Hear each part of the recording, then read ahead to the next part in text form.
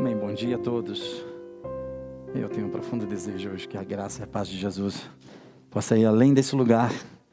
Ele que está presente aqui, está presente em casa com você, que através da internet está conosco, não assistindo, mas participando desse momento com Deus. Eu costumo dizer sempre que as nossas reuniões com a presença de Jesus, isso é uma promessa dele, está entre nós, é a mesma oportunidade que o cego de Jericó teve, a mesma oportunidade que a mulher do fluxo de sangue teve, é a mesma oportunidade, é o mesmo momento, é o mesmo time da mulher cananeia que encontrou graça, encontrou paz e solução na presença de Jesus. Então a gente tem a nossa vida devocional com Deus, mas esse é um momento muito especial, quando a família se reúne, seja em casa, seja aqui, com o único objetivo de, pela fé, adorar a Deus, estar diante de Deus. Eu sou pastor de missões, pastor adjunto, na verdade, lá da Primeira Batista de São Paulo. Aí eu vou começar do final para o começo da mensagem do meu testemunho com vocês, vocês vão entender, para que a gente possa cumprir o objetivo hoje nessa manhã. Qualquer área da minha vida que você olhar, que você ver, que você analisar, é fruto da graça de Deus. Nenhuma das áreas foram áreas muito elaboradas, construídas, assim, pela minha inteligência, um projeto, um planejamento. Enfim, tudo que eu planejei, que eu fiz na minha vida, deu tudo errado, absolutamente tudo errado. Então, assim, tudo que você olhar, na área do meu casamento, na área de família, relacionamento com os filhos, a minha carreira ministerial, a minha própria saúde, né, a liberdade que eu vivo hoje, os planos que eu... Tudo é fruto do planejamento, da gerência do Espírito Santo de Deus e do poder de Deus na minha vida, da graça de Jesus. Eu estou acompanhado aqui da minha esposa, a Laila, essa cabocla bonita, essa índia bonita. Eu sou casado 2 vezes com a Laila. Né? Nós temos 2 casamentos, casado 2 vezes com a mesma mulher. Eu costumo dizer sempre que a parte boa de você casar 2 vezes com a mesma mulher é que quando ela vem reclamar de alguma coisa, eu sempre falo, você é uma das poucas mulheres que teve a chance de escolher 2 vezes, você escolheu o mesmo cara, então, né, não dá para reclamar, não pode reclamar. Nós tivemos um divórcio de quase 8 anos, 7 anos. Nunca nos vimos mais, não sabíamos um do outro. Isso com um agravante de eu ter sumido, desaparecido. Estava vivendo uma vida trágica e eles pensando que eu estava morto praticamente. E eu vou entrar nos detalhes rapidamente com vocês aqui na ministração da palavra. E depois de todos esses anos, Deus me restaura, nós nos reencontramos e Deus restaura o nosso casamento. Para a glória de Deus. 8 anos, irmãos, é uma vida, 7 anos é uma vida. E Deus restaurou tudo. Nós vivemos assim os melhores anos das nossas vidas. Eu sou pastor na Primeira de São Paulo. Mas assim, outras pessoas foram pastores ali, né? Deus teve outros pastores naquele lugar.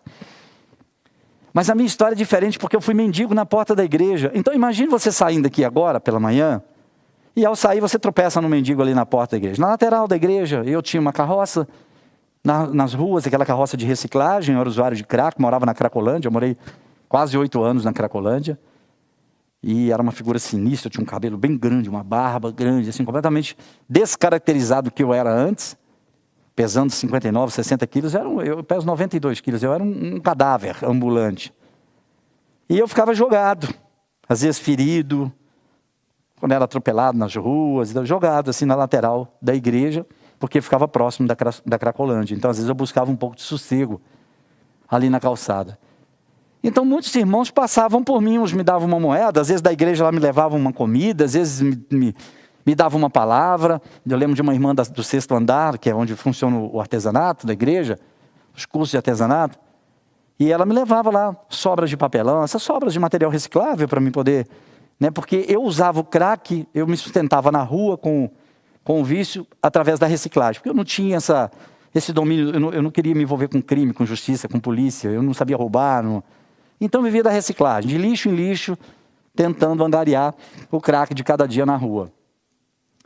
Então assim, eu conhecia os irmãos da igreja pelas canelas, eu costumo dizer para eles, eu conheço todos vocês pela canela, porque eu ficava deitado e eu via todo mundo passando para a escola dominical, às vezes, à noite para o culto, quando eu estava ali no final de semana, na calçada. E agora imagine, você sai, passa alguns anos fora, e quando você chega, diz, vou lá visitar minha igreja, estou com saudade, ver o povo, e de repente você chega, quem está pregando, quem está lá no púlpito, o mendigo que estava lá na porta. E agora é o seu pastor. Então assim, a maioria das pessoas que estão lá foram testemunhas do meu opróbrio, nas calçadas da igreja. E tem alguns deles que não gostam de se aconselhar comigo. Às vezes eles vão lá com o pastor Paulo, o pastor fala, vai lá com o Arlen, conversa com o Arlen lá, às vezes o tipo de assunto e tal. As irmãs de pastor lá, com o pastor Arlen, eu não vou não, porque pastor, a gente começa a contar para ele os problemas, começa a contar, mas a gente viu ele na calçada, agora ele está aqui, é o nosso pastor. Quando termina de falar, ele fica olhando para a gente vai falar o quê? E aí eu pergunto, então, irmã, tem jeito ou não tem? Tem jeito ou não tem? Aí não tem como a pessoa dizer, não, né?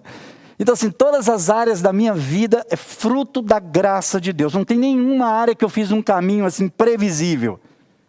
Todas são frutos da graça de Deus. Os meus filhos, todos casados. Nossos filhos são casados, nós estamos com 34 anos de casado, com todas essas situações. Os nossos filhos, a nossa caçula tem 25, o mais velho tem 33 anos, né? Ele mora em Manaus, inclusive. Lucas, vocês que vão mudar Manaus.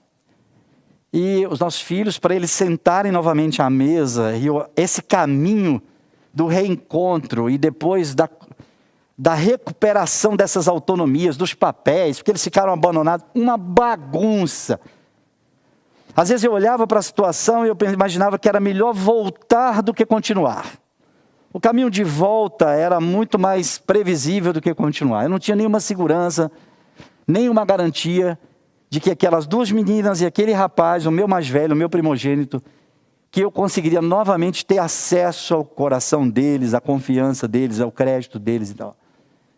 E nós somos hoje grandes amigos. Os papéis todos funcionam. Nós sentamos à mesma mesa para desfrutar não só da comida, da comunhão, mas da graça de Deus. A minha filha outro dia falou, pai, a do meio. Ela disse, pai, olha para a nossa história, eu não vejo emenda, eu não vejo a solda, porque tem uma emenda muito forte aí, né? Eles ficaram muitos anos abandonados quando eu sumi. E ela disse, eu não vejo emenda, eu vejo tudo normal, parece uma história normal, como qualquer outra família. E aí eu sempre digo, filha, porque Deus é um bom soldador, Ele sabe fazer as soldas, né? Você passa a mão, você não sente nada, né? Não é como um ser humano, não é o ofício de um ser humano, é uma perícia poderosa, é uma perícia espiritual, que restaura as coisas, que reconecta as coisas, que refaz as coisas. A gente precisa crer nisso, porque isso é real. Deus foi Deus de Isaac, de Abraão, de Jacó, mas Ele tem que ser o meu Deus, o seu Deus. Hoje, nós precisamos ter essa consciência do nosso Deus.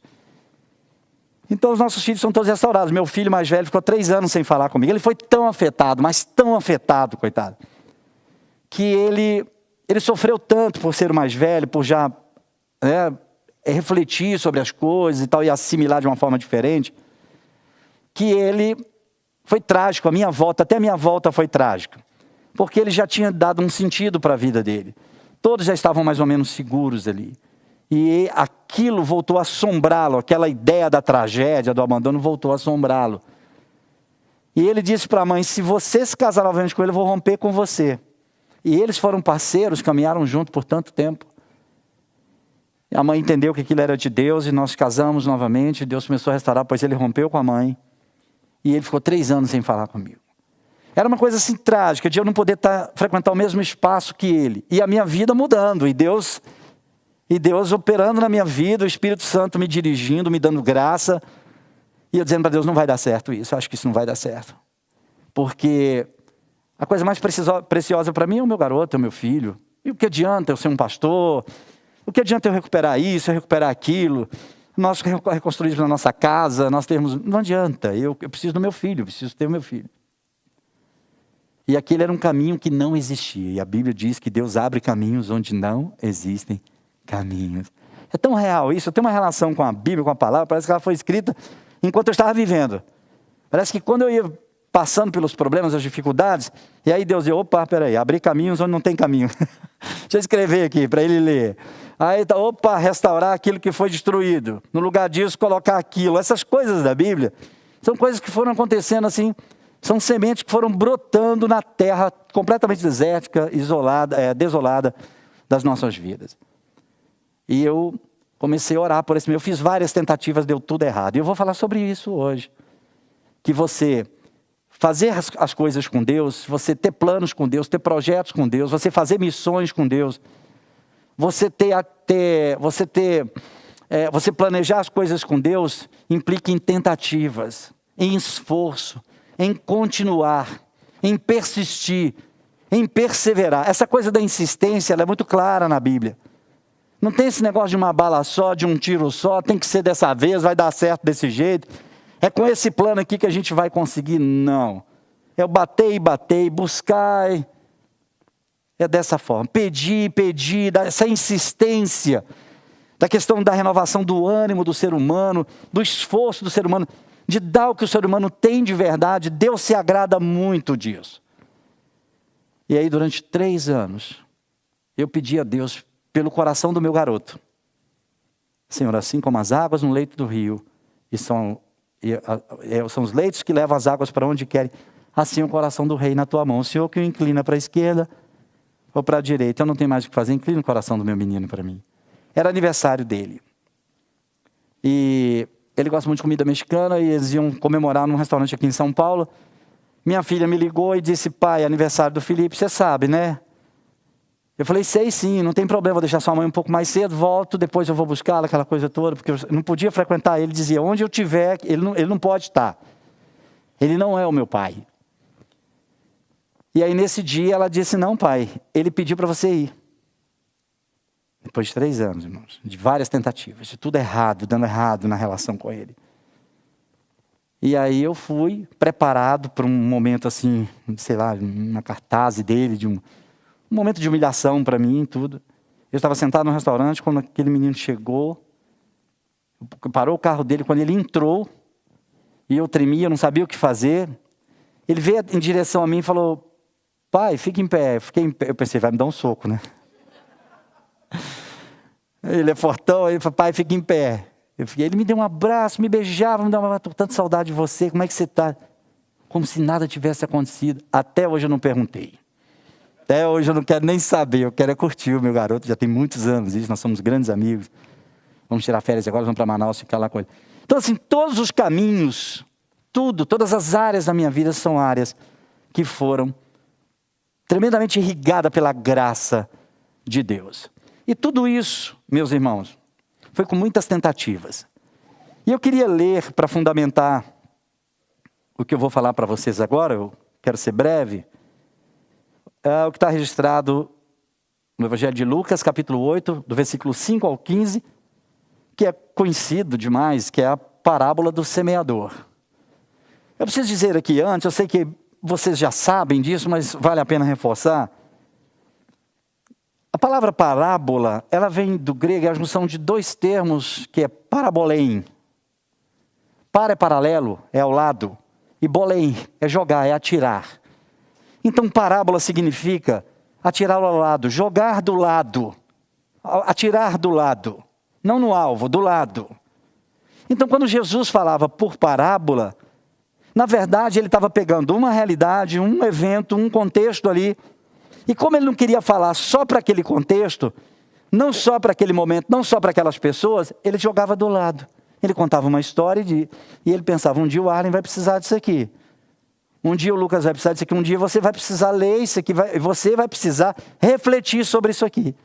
Então a parábola remete a isso, a esse esforço da reflexão, de você tentar refletir do significado, de você personalizar aquilo, né? Tornar aquilo mais devocional para você. E Jesus usou essa ferramenta então para falar de um princípio. Então se é um princípio, vale para todas as coisas. Você parte daquilo ali e vale para todas as áreas. Ele está falando da pregação do evangelho, mas usando um princípio através de uma parábola. Então, vale para tudo e a parábola pode ser adaptada a qualquer contexto, a qualquer tempo, à sua vida e à minha vida, tá bom? Porque nós vivemos eventos diferentes. O semeador saiu a semear. Enquanto lançava a semente, parte dela caiu à beira do caminho. Então deu errado, foi pisada, as aves do céu comeram. A outra semente caiu sobre as pedras, também deu errado, né? Não deu certo. E quando ela germinou, as plantas secaram, porque não tinha umidade, não reunia as condições. A outra semente também deu errado, porque caiu entre espinhos. Cresceram com ela e sufocaram as plantas. Mas então a quarta, essa caiu numa terra boa. Então essa cresceu e deu boa colheita 100 por um. Pai, eu peço que tua palavra cumpra o propósito nessa manhã no coração dos teus filhos e que o Senhor me ajude com o teu Espírito Santo, conforme prometido na tua palavra, no nome de Jesus. Amém. Queridos, essa é uma conta esquisita. Um semeador é um trabalhador. É um sujeito como nós, semeador. Ele tinha que pagar as contas dele do campo, da agricultura. Então ele fez o quê? O que ele tinha que fazer. Jesus falou, alguém que tinha um campo, conta para pagar, uma vida para dar conta, uma família para sustentar, tinha que comer, beber e vestir, fez o quê? O que tinha que fazer, saiu para semear. É um marceneiro que saiu para fazer um banco, é um pedreiro que saiu para fazer uma casa, é como se fosse isso, um pescador que saiu para pescar um peixe, um advogado que saiu para defender uma causa, um médico que saiu para consultar. Então ele saiu para fazer o que ele tinha que fazer, ou seja, ele tinha que fazer aquilo mesmo, ele não tinha outra coisa para fazer. E Jesus disse que ele percorreu o campo, ele fez o trabalho dele, e Jesus não entra em detalhes assim da elaboração, da questão se o cara escolheu a semente boa, se não escolheu, se ele andou pela terra, se ele viu qual era o lado bom, qual era o lado ruim. A parábola diz o seguinte, que ele fez o que ele tinha que fazer, ele pegou a semente, ele foi para o campo e ele foi semear. Não importa a terra que a semente ia cair, não importa o tipo de semente, o balaio de semente estava lá e ele foi fazer a semeadura dele. Bom, isso nos diz que todas as sementes custaram o mesmo esforço, todas. Toda a semente que estava ali dentro, todas as tentativas foram frutos do mesmo esforço, mesmo suor. O cara saiu ali cedinho, percorreu o campo, risco de cobra picar, de escorpião, sol nas costas, suor, espinhos, quer dizer, todas as sementes tiveram o mesmo custo, mas nem todas as sementes tiveram o mesmo resultado. Isso é muito interessante. Então é uma conta esquisita, porque a primeira que o camarada joga deu errado, quer dizer, a primeira tentativa dele deu errado. A segunda também deu errado. Bom, aí era de se esperar, pelo menos que no final da parábola, Jesus dissesse, bom, mas as outras duas deu certo, então empatou, ficou bom. O cara suou, o cara se esforçou, e duas deram certo, duas deu errado. Tá bom, é uma conta de empate. Mas a terceira também deu errado. Então a primeira lá caiu na beira do caminho, as aves comeram, são circunstâncias diferentes, ele está falando de circunstâncias diferentes. Há obstáculos diferentes. Há coisas diferentes que vão nos atrapalhando ao longo da nossa jornada, do que a gente pensa, do que a gente faz, do que a gente tenta fazer. Essa questão das tentativas e erros, ela funciona muito no reino de Deus. Porque a responsabilidade de escrever essa história da tentativa, de conduzir essa história e dar a ela um resultado, e dar a ela um final, é de Deus isso. Então não é responsabilidade do pai determinar qual é o momento que ele vai conquistar o filho. Não é responsabilidade da mãe ou da esposa em estabelecer qual é o momento que aquele problema do lar, aquele problema da relação vai ser resolvido. Não é responsabilidade do profissional, do acadêmico resolver dar resposta a que momento ele vai ser bem sucedido na carreira profissional dele. Em absoluto. Essa é uma responsabilidade de Deus para quem anda com Deus. A nossa parte é semear. O que um agricultor da família faz? Um pai sai para amar o filho. Uma esposa sai para construir o seu lar. O esposo sai para caçar, para prover. Essa dinâmica da igreja. O que a igreja faz? Ela sai para semear. O que é isso? Ela sai para fazer missões. Ela é uma agente que financia a verdade. Eu costumo sempre dizer isso na nossa igreja, principalmente quando a gente está nesses momentos de oferta. Falei, irmãos, houve um momento da história que muita gente se levantou para financiar uma mentira, que foi aquela de corromper ali os soldados do túmulo lá. Não fala que ele foi roubado, que isso deu errado, que o cara... Não diz que ele sumiu, não. Muita gente financiou aquilo, juntaram dinheiro para aquilo. E deu muitíssimo errado aquilo, né? A mentira que mais deu errado foi aquela, foi um dinheiro jogado fora. Porque ele está em nós, na nossa vida, nós somos testemunhas disso, né? Mas nós somos agentes que financiamos a verdade, o evangelho, a pregação do evangelho. Então esse é o papel. A igreja tem que fazer. Não, a igreja não tem que determinar, a gente não determina, principalmente quem está pensando missões, Quem está pensando missões urbanas, sobretudo missões urbanas, que é um timing diferente, é um timing muito mais rápido. Não tem negócio de médio prazo, longo prazo. Missões urbanas você começa a fazer de verdade, é o que está mais próximo, é o que está mais latente, é o que está mais quente ali. Você vai atendendo aquilo que Deus vai te mostrando. Não, Deus me colocou aonde? Aqui. O que tem aqui? Tem isso. Quem mora aqui? O que está acontecendo aqui? Então Deus me colocou aqui com esse objetivo. Eu não tenho que dar uma resposta de acerto nas minhas tentativas. Eu costumo dizer isso da nossa igreja. Nós começamos a elaborar uns projetos ali, missionários da igreja, o Aviva Centro e tal, não sei o quê. Daí a pouco, a gente viu que não era aquilo. Poxa, os projetos pertinhos ali, o Viver pertinho nas escolas ao lado ali da igreja, o Novos Sonhos na comunidade do Moinho ali, da Joana Machado, trabalhando com as meninas da comunidade, filhas do crack ali e tudo. Cristolândia do lado, falei, não, peraí, nós vamos apoiar os projetos, por que a gente vai ficar inventando projeto aqui? E as coisas foram dando certo e dando certo. Então Deus tem abençoado os aniversários dos projetos lá.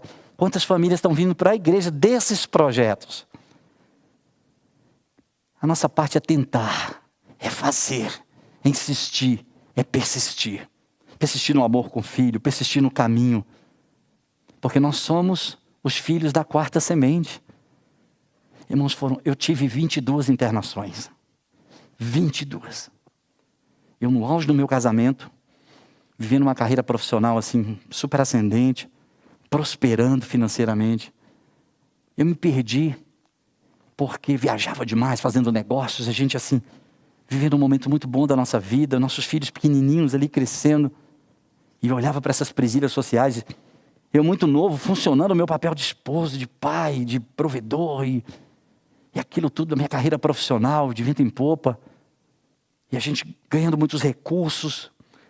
E eu tendo a experiência de possuir os primeiros bens da minha vida, casas, carros, e casa na praia, barco, aquilo, e eu vivendo aquela intensidade, aquele fluxo de negócios e viagens, eu comecei a cheirar cocaína como assim, um atalhozinho de prazer. Eu achava que eu merecia aquele, já que eu não fazia outras coisas, me achava um bom pai, um bom marido ali, um cara que tinha boas intenções, mas aquilo me engoliu com o tempo, e eu me tornei um dependente químico crônico da cocaína.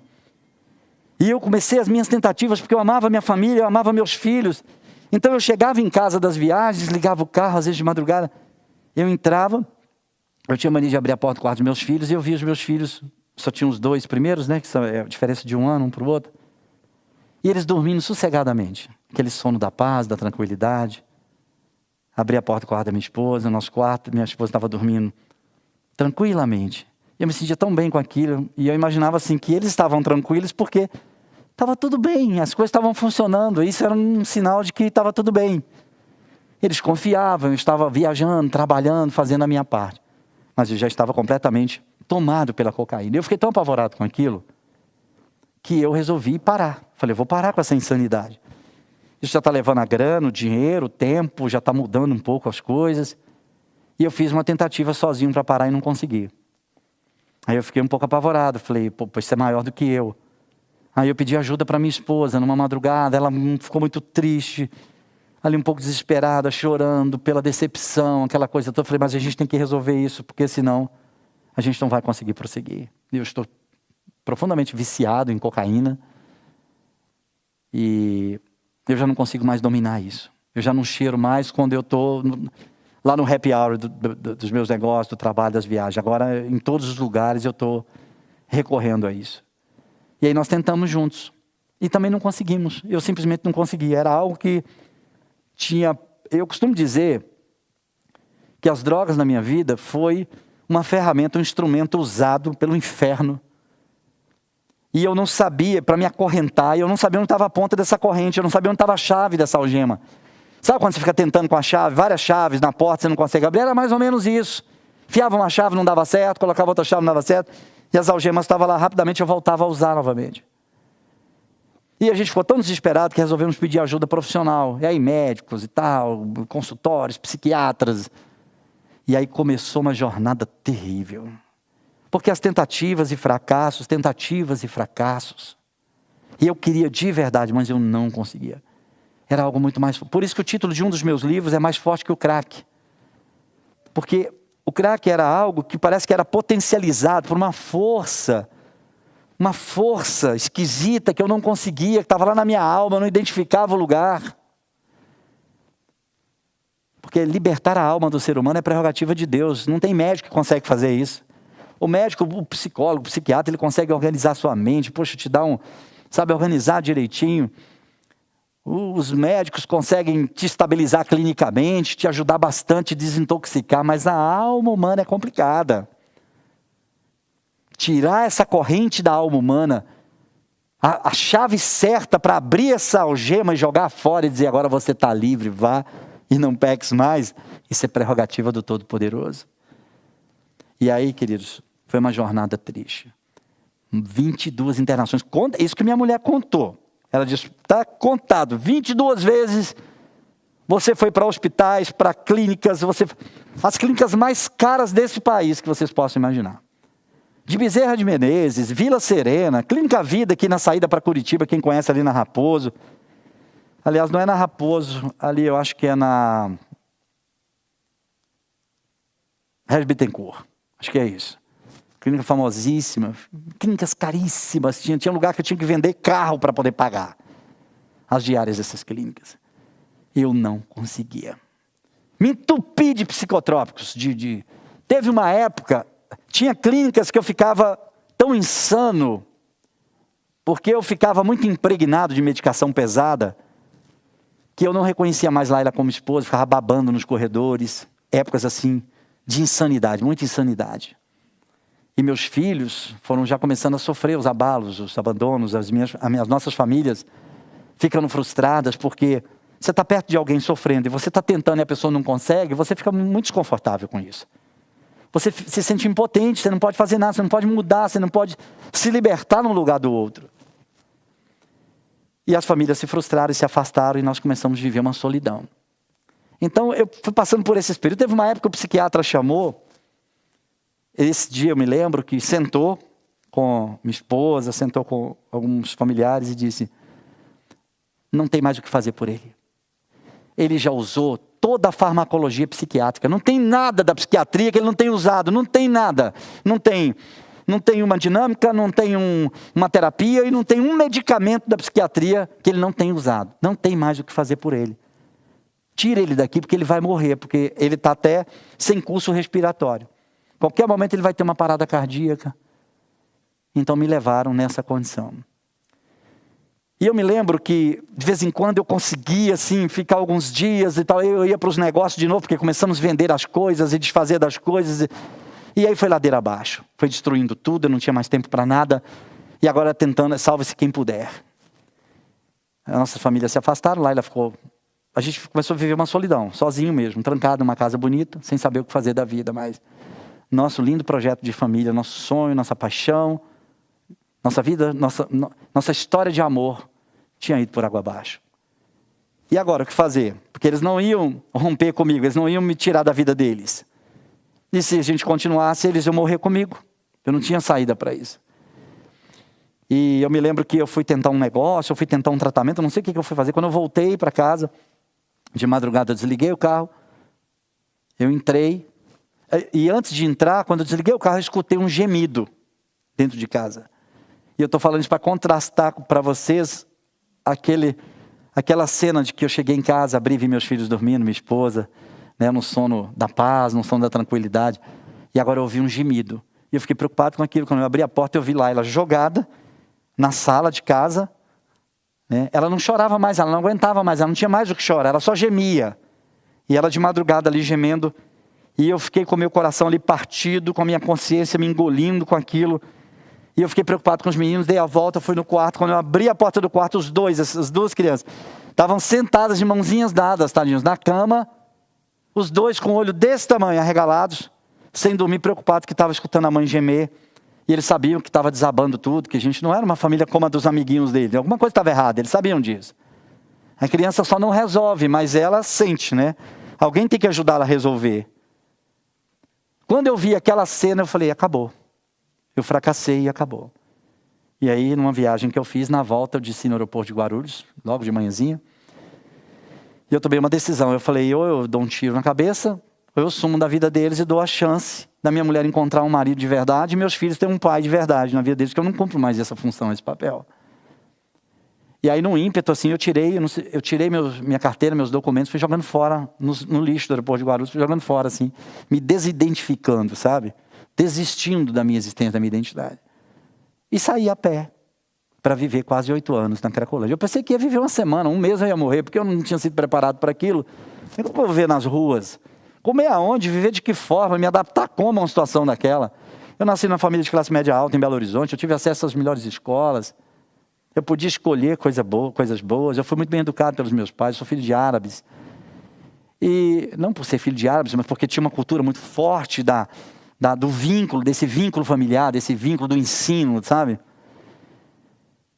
E eu não estava preparado para aquilo, mas o tempo da morte não chegou para mim. E eu tive que fazer essa jornada de quase 8 anos, de lixo em lixo nas ruas de São Paulo. Minha família, naquele desespero, me procurou em todo lugar, hospital, clínica, presídios, IMLs, e não achava. 2 anos, ao fim de 2 anos, eles tinham que seguir a vida deles. E foi o que eu imaginava, eles tinham que seguir. E é assim que ia funcionar. E eles seguiram, né?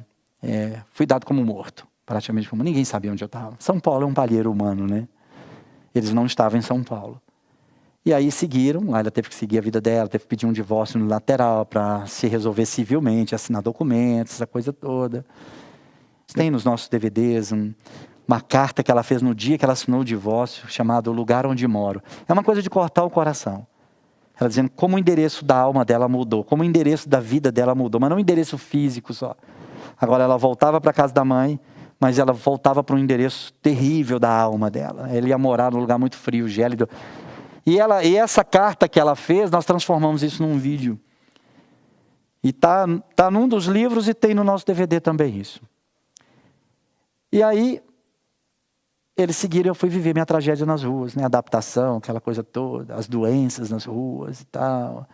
O medo, o pavor, o medo de ficar doido, ficar louco, vendo as pessoas que eu conhecia há alguns anos na rua ali, agora não falava coisa com coisa, olhando para baixo, falando sozinho. E eu sabia que eu ia ficar daquele jeito, o pavor, o terror de ver quantos parceiros de rua morrendo assim, incendiados. Eu vi muita gente naquela época, os skinheads estavam muito atuantes em São Paulo. E eles saíram na madrugada para incendiar os moradores de rua, prostituta, homossexuais, por maldade, pura maldade, né? Sem nenhum motivo. Então eu vi pessoas sendo incendiadas ali no Minhocão, debaixo do viaduto de Santa Cecília, gente morrendo a pedradas, a pauladas, e aquele pavor, aquele terror de falar, será que essa noite, essa madrugada, que vai ser o meu filho, eu pedi a Deus uma morte, pelo menos um pouco mais confortável, mais rápido, quando fosse, né? O tempo terrível nas ruas, assim, para mim foi o mais pesado. De você carregar a lembrança do abandono de pessoas que você amava, de uma história apaixonada, que você tinha com filhos, com esposa. Porque a gente não veio de um litígio. O problema que catalisou aquilo tudo foram as drogas. Nós não tínhamos litígio nenhum. Nós nos amávamos, éramos apaixonados um pelo outro. E eu via no Dia das Crianças, Dia dos Pais, Dia das Mães, eu via o desenho das pessoas nos restaurantes, dos filhos, nos carros. Eu tenho muita história para contar. Então, quando eu via essas situações, eu ficava apavorado, porque aquilo só eram os fantasmas que me assombravam nas ruas. Aquela lembrança deles, sabe, aquela voz gritando no meu ouvido, você fracassou, você os abandonou, você entregou a própria sorte, os seus. Enquanto os pais desfrutavam dos dias ali, eu não era vítima de nada, aquilo era fruto das minhas escolhas erradas. Mas você conseguir sepultar isso, colocar um concreto sobre isso, desvincular a imagem da emoção, sabe, do vínculo afetivo, do que você está vendo, era uma coisa muito louca aquilo. E eu conheci gente nas ruas que se matou por conta disso. Se jogou de viaduto, jogou de ponte, ninguém sabia por quê. Mas é por causa disso, ele não conseguiu resolver isso na consciência e no arquivo de memória deles. E até eu ficar muito doente, quase morrer nas ruas e tal, fiquei jogado ali no viaduto da Rio Branco. Depois de todos esses anos, tinha sido atropelado, todo engessado, estava jogado ali na passarela. Era uma madrugada, não lembro do dia da semana, uns 2 para 3 horas da manhã, vomitando sangue ali e estava morrendo. Eu estava para ter uma parada respiratória, uma parada cardíaca, porque eu não tinha mais, todo desestabilizado, né? Nem fluxo respiratório eu tinha mais, né? O curso de respiração eu ficava... Porque o crack tinha tomado conta do meu pulmão. E aí, naquela madrugada, vem uma senhora, uma jovem senhora que morava na comunidade ali do Moinho, com uma Bíblia, eu acho que ela estava vindo de alguma igreja, estava cortando o caminho, tinha que ser alguém que morasse ali, porque para ter essa... Para estar um pouco à vontade com aquele horário, com aquele lugar, eu não oferecia perigo para ninguém. E aí, ao passar por mim, eu ali quase desmaiado, ela passou e eu escutei o barulho do sapato dela voltando. E eu só abri um cantinho do olho assim, quando ela parou na minha frente, ela parou, ficou olhando para mim. Acho que ela ficou tão sensibilizada com a minha situação, aquilo tocou tanto ela, que ela voltou. E dentro de algumas coisas que ela falou, uma ficou muito gravada. Me tocou demais. Ela olhou para mim e falou assim, ela falou várias coisas, mas ela disse assim, moço, olha para a sua situação, moço, olha como que o senhor está. Olha seu estado, moço. Ela falou. E eu não entendia nada, né? Eu estava meio desestabilizado, assim, não estava entendendo muito o que ela estava falando, mas eu estava ouvindo o que ela estava falando. Ela falou, moço, eu fico pensando assim, eu conheço Deus, ela falou, e eu sei que Deus é bom. E eu fico imaginando assim, se Deus é bom, por que ainda Ele está soprando oxigênio no seu pulmão, moço? Porque Ele está permitindo o senhor de respirar. Porque, pela bondade de Deus, o certo era Ele tirar esse fôlego, esse último fôlegozinho que o senhor tem aí, e resolver isso de uma vez por todas, o senhor descansar, moço. Ela falou, mas eu sei porque Ele ainda está soprando oxigênio no seu pulmão, porque tem jeito. Ela falou, tem jeito. Pede para Ele, fala para Ele, grita para Ele. Acho que ela se sentiu tão impotente com a situação, que ela falou que eu posso fazer isso, né? E foi embora. E quando ela disse isso, eu fiz essa reflexão naquele momento. Foi um momento assim, com uma janela, no meio daquele caos, abriu. E mesmo não enxergando o céu de São Paulo, com o céu cinzento, né? Aquela massa cinzenta em cima do viaduto Rio Branco. Eu olhei para cima e falei, Deus me ajuda. Será que ainda tem jeito? O fôlego está aqui, será que ainda tem jeito? Me ajuda. Eu queria morrer pelo menos com um pouco mais de dignidade. Eu queria resolver um pouco essa história só da droga. Só de não usar mais crack, porque família, as outras coisas para mim era uma coisa muito impossível.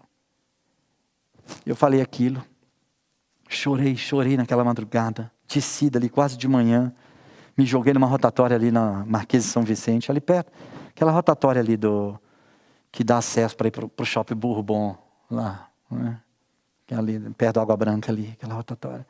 Eu estava jogado naquele gramado ali, quando foi no outro dia, 6 horas da tarde mais ou menos, tremendo de fome, eu não conseguia mais puxar carroça, não tinha nem carroça mais, estava doente, estava muito mal, e aí eu me arrastei para perto do farol, assim, do semáforo, andando, para pedir uma comida, se alguém tivesse alguma comida, que é a hora do fluxo, pessoas voltando, 6 horas da tarde, 7 horas da noite e tal, ou uma moeda, alguma coisa, e eu fiquei ali com a mão, tentando, às vezes parava alguém, me dava um pedaço de pizza, uma comida, alguma coisa, eu voltava para o gramado.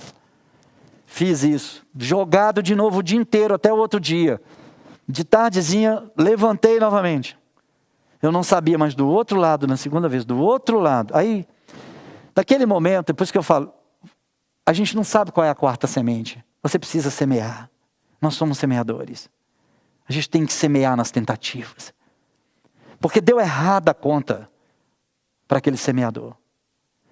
Mas, no final do texto, Jesus disse o seguinte, a quarta semente que deu certo, ela produziu por 100.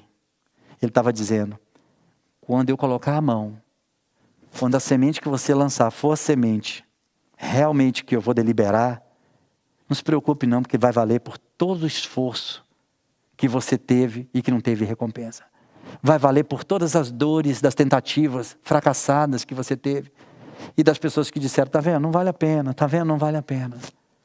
Vai ser 100 vezes mais. Você terá aquilo que você está pedindo para Deus 100 vezes mais. De uma forma ou de outra, Deus fecha a história para você.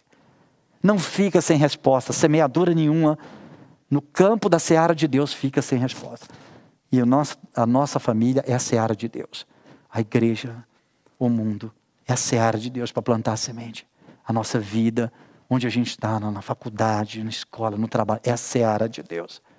Por isso que a gente não pode desistir. Eu não sabia, mas do outro lado tinha um carro com um casal que me reconheceu. Não sei como eles me reconheceram. Conhecia a minha história, sabia quem eu era, que eu tinha sumido, conhecia a história da minha família, era amigo da minha família, me reconheceram, não sei como. Eu com aquele cabelo enorme, com aquela barba, meu apelido era cabeludo nas ruas.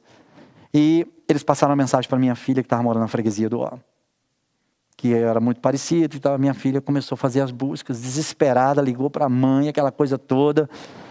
E voltando de novo aquele assunto, no outro dia, eu fui novamente para pedir no farol. E quando eu levantei, eu escutei um barulho de um carro freando assim, bruscamente. Uma coisa esquisita, até fiquei com medo, pensei que era alguma maldade de alguém. Aí a porta abriu, desceu aquela moça do carro, depois de tantos anos, né? E ela gritava, pai, pai, parecia um filme. Aquela loucura, os carros para lá e para cá, num semáforo, quase 7 horas da noite e tal. E só a gente vivendo aquele momento, né? Esquisito aquilo. E a gente conta isso no DVD, ela conta, ela dá esse depoimento. Pai, pai, é você, pai. Aquela voz rouca dela eu escutava. Quando eu olhei, eu vi que era minha filha. Eu sabia que era minha filha. Eu não sabia o que fazer, eu não tinha o que fazer. E ela correu, me abraçou. E ela me abraçava. Irmãos, tinha 6 meses que eu não tomava banho. De verdade, 6 meses eu contei. Eu não tomei banho 6 meses. Então assim, eu fedia de longe. Eu não tinha coragem de chegar na padaria para pedir nada. Não tinha coragem. Eu sabia que eu estava fedido. Eu não sentia, mas eu sabia que eu estava fedido. Eu tinha essa consciência. Então não tinha coragem disso. E eu todo ali maltrapilho, todo mendigo, e ela me abraçava, me beijava, ela falou assim no meu ouvido, pai, vamos para casa, pai. Ela ficava repetindo, vamos para casa. Eu costumo dizer que essas 2 palavrinhas, pai e casa, até hoje eu falo com ela, filha, foi um resgate social que você fez comigo ali. Quando ela diz pai e casa, pai era um papel que não existia já há muito tempo, né? E ela me chamando de pai. E casa, eu não tinha mais essa referência de teto, parede, mesa.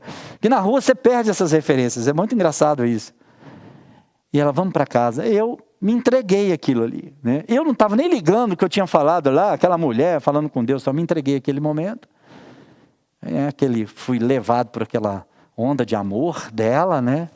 E ali começou, então, todo o processo de resgate. Ali foi a 4ª semente. Foram muitas sementes à beira do caminho. Foram muitas sementes que caíram nas pedras. Foram muitas sementes que começaram a crescer, mas tinha muitos espinhos e não deu certo. Mas houve uma que Deus colocou a mão, porque Laila já conhecia Jesus e estava orando por mim. Porque Laila não parava de orar, não parava de pedir a Deus. Os anos passaram. Todos diziam que a história estava tão desbotada que não tinha mais como colorir aquilo nunca. E aí eu fui para o hospital, passei não sei quantos dias no hospital, me recuperando e coisa. E eu tive muitos problemas dentários por causa de acidente. E depois, a Cristolândia estava começando, estava no começo, era o projeto missionário da Primeira Batista de São Paulo, que ela que alugou aquele lugar onde se transformou em Cristolândia. Ali na Caracola, nem tinha muito programa, não tinha nada. Eu fui para aquele lugar. E de repente, porque eu pedi, falei, me coloca lá, porque depois que eu fiquei mais ou menos, né, eu falei, me coloca lá, porque eu preciso me libertar do crack, eu não sou livre ainda do crack. E foi lá que eu conheci profundamente, que eu encontrei nas mãos do meu Cristo Salvador, a chave na minha algema. Que dia maravilhoso. Eu me lembro como se fosse hoje, não tenho tempo para contar para vocês, mas eu me lembro como se fosse hoje. Eu estou falando, com força de expressão, né, por metáfora, mas Jesus dizendo, está aqui a chave, filho. Eu tenho a chave. Eu tenho a chave que abre essa algema sua que você procurou em tantos lugares. Tira ela e seja livre. Foi ali que eu me entreguei completamente para Jesus. O Espírito Santo começou a fazer foi uma jornada de restauração. O gerente, eu costumo dizer que o Espírito Santo é expertise, sabe? Em restauração, em restaurar, em recompor e ajeitar, colocar tudo no lugar. E organizando, e a gente atrapalhando, e ele continua organizando, e continua insistindo. Só a gente não pode abrir mão dessa relação. Porque foi a coisa mais preciosa que Jesus deixou para a gente. A memória do Evangelho, a memória da vida, a memória do poder, que é o Espírito Santo. Tudo que tem no céu está nessa memória, está nesse arquivo, nesse pendrive que não pode sair da nossa alma, sair do nosso espírito, senão a gente se perde, a gente se esvazia completamente. E aí, foi tudo restaurado, né? Eu já contei o final para vocês, né? Para não precisar contar o final agora. A gente tem um vídeo também desse final, todo mundo falando, dos filhos e tal, que não deu tempo aqui, porque a gente chegou muito em cima da hora. Queridos, eu podia entrar aqui numa série de detalhes, mas é dispensável isso. Onde você foi plantado em termos de família, onde você foi plantado em termos de carreira profissional, onde você foi plantado, esses caminhos que te levaram à realidade que você vive hoje, seja qual for a dinâmica que você tem de trabalho, de família e tal. Se ela no momento é pacífica, se ela no momento você está envolvido numa guerra, se você está numa dissensão, se fulano não fala mais com você, se agora acabou a sua oportunidade profissional, se agora você perdeu a esperança de um relacionamento, se agora... Se você trazendo isso para a comunidade de igreja, seja onde você estiver plantado como semente, seja onde Deus te colocar, em que endereço for que Deus colocar, sabe? O que nos cabe é fazer tentativas. O que nós estamos vendo? O que nós podemos fazer? O cara tinha conta para pagar. Tinha que pagar a escola do filho, então ele saiu para quê? Para semear. Jesus falou, um semeador, um trabalhador saiu para trabalhar. Interessante. Jesus estava falando de um princípio espiritual, falando de palavra de Deus, de salvação, e usando um exemplo de trabalho, de work. Olha, um cara que tinha um campo, falou, deixa eu ir trabalhar, porque senão ninguém vai trazer para mim o pão na mesa, né? E muita coisa deu errado nesse dia de trabalho dele. Mas uma coisa deu certo, e aquela que deu certo, Deus transformou. Então, uma palavra para a igreja, uma palavra para você, de família. Tente.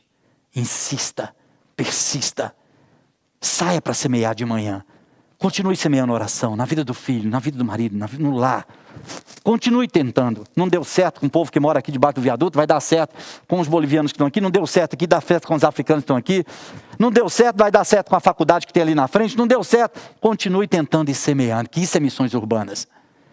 Isso é missões urbanas. Você está no meio, você está numa encruzilhada cosmopolita, é isso aí.